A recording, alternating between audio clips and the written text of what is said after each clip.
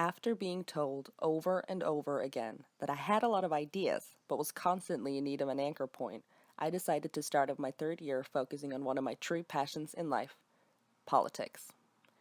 I was following the US election closely and was fascinated by the different responses such an unusual political climate stirred in people, as well as the art world. There were new absurd stories circling social media every day, and by November you didn't know Hillary Clinton's emails from Donald Trump's outrageous statements. The Oxford Dictionary announced the word of the year 2016 to be post-truth. Countless reputable establishments have conducted studies showing the monumental effect the fast-paced circulation of information and fake news has had on our understanding of world affairs in recent times. There can be no conception without some kind of shared objectification to symbolize it. Art is therefore fundamental to the shaping of political ideas and political ideology. Murray Edelman states this in his book From Art to Politics. People perceive and conceive in the light of narratives, pictures, and images. This is why art is central to politics. How are our ideas being shaped now that our images and pictures largely exist as viral organisms on the internet, often stripped of real substance or even truth? I read a few books written by both artists and political scientists alike, and started my artist research looking into those who work with relevant themes. Political artist Jonathan Horowitz's ongoing project, Your Land, My Land, where he attempts to deconstruct some of the symbols associated with politics today, was a big influence from the get-go. Large rooms draped in lush red and blue rugs, with matching balloons, presidential portraits, and endless news coverage looks almost strange and robotic when removed from its already hyper-real existence and placed in a gallery setting. I was also looking at Jennifer and Kevin McCoy, who use multimedia projects to explore the intersection of television, media, and narrative. Using miniature models and cameras, we can move them all around and manipulate a live video feed of the sets being showed on a separate screen. I was interested in the beliefs, sets, and constructs within the realm of politics, and how I could attempt to look a little closer at them. I researched debate stages, campaign rally locations, colors, and imagery, and built a small model of a debate stage inside a fish tank with the intention of using it for some underwater photography. I liked the idea of using models, film, and photography to suspend reality and attempt to trick the viewer for a second before they recognize the surreal stage as a fake miniature. Some of these ideas I picked up from looking at artists like, and prepare for me to get this name wrong, Saskia Alda Walbers. I took some pictures and did some filming of the tank, testing different types of lighting, backgrounds, colors, and angles. After countless attempts to make something interesting, I still felt like I'd hit a dead end.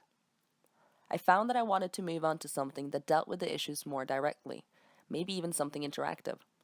I drew up some plans and sketches for how the tank could be linked up to a live video feed or part of a more complicated structure, but none of the ideas seemed to work right.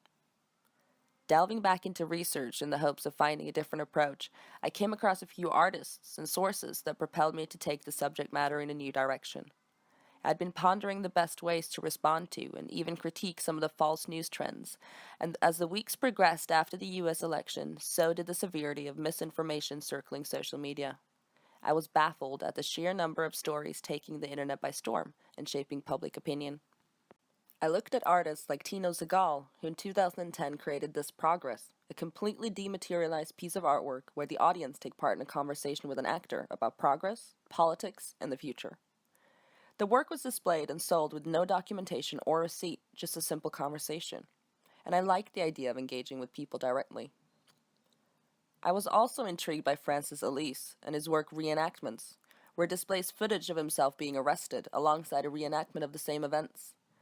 By presenting a record of this dramatic action alongside his cousin, he blurred the boundaries between documentation and fiction. This work demonstrates how mass media can distort and dramatize the immediate reality of a moment. I also looked at artists like Steve Lambert, Laurie Jo Reynolds, and Robbie Conall to get a better idea of how political artists work today. I concluded that my subject matter needed to be explored in a different avenue of the arts and recruited some friends to set up a public debate on campus. Myself and a classmate took the roles as debaters, while using alter egos complete with made up names, accents, and backstories. I wanted to present the event as 100% legitimate, while in reality, we acted as two fake Americans holding a fake debate and sourcing all our arguments in fake news. We wanted to create a setting where the audience had come in with very clear ideas and opinions about the subject already, before hopefully sparking a humorous moment of critical reflection as our debate veered into the ridiculous. I whipped up a poster, slapped it on most of the walls around MMU, and advertised it on Facebook. As I played the role of Anna Craig in the debate, acting as a caricature of the classic American Democrat, I watched countless presidential and primary debates to study everything from mannerisms and rhetoric to clothing and makeup. We rehearsed the piece several times and spent weeks sifting through false news stories so we could try to build the most substantive bogus debate we could. You can watch the full debate on YouTube.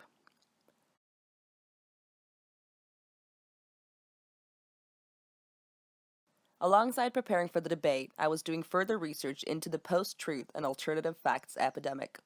I came across the 150-page report Audience 2.0 and was interested by a lot of the research I found on confirmation bias and echo chambers online. I decided to develop my alter ego further and see if I could use her to inspect these themes more closely. I established an online presence for Anna Craig as a student/political commentator by affiliating her with a website I made. I'd been reading up on some of the larger fake news organizations and come across the ultimate fake news template and decided to try the recipe for myself. I launched the website for the International Report, giving you the news you want. I also made corresponding social media profiles for the company and wrote a few test stories. Parallel to tinkering with the website, I went to Alexandra Mear's exhibition in the Saatchi Gallery in February and found myself quite taken by her New York Post drawings.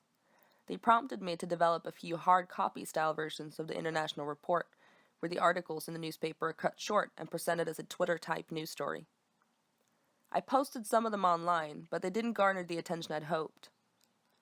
Looking at artists like Man Bartlett and his direct engagement with the public by utilizing hashtags and forums spurred me to completely revamp the articles so I could successfully post them in a handful of Donald Trump supporter groups, as Politico.com told me they were some of the most aggressive perpetrators of fake news sharing right now. These were made using colors, fonts, and layouts directly lifted off websites like Facebook and Twitter. The International Report's click hits and buzz spiked overnight, and the articles picked up popularity like wildfire. The responses were instant, quite shocking, and completely uncritical of the content's legitimacy. Never before have I seen such mobilized hatred directed at Angela Merkel. I found it especially interesting to see the connection between the reach of the articles, which acted essentially as empty shells with little details beyond the headline, and the reach of the actual page. Barely anyone checked their sources.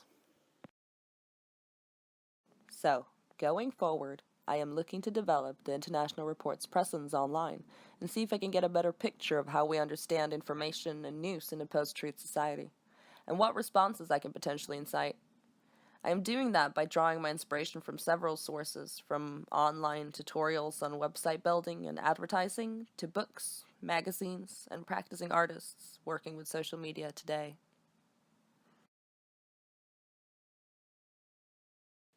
Thank you.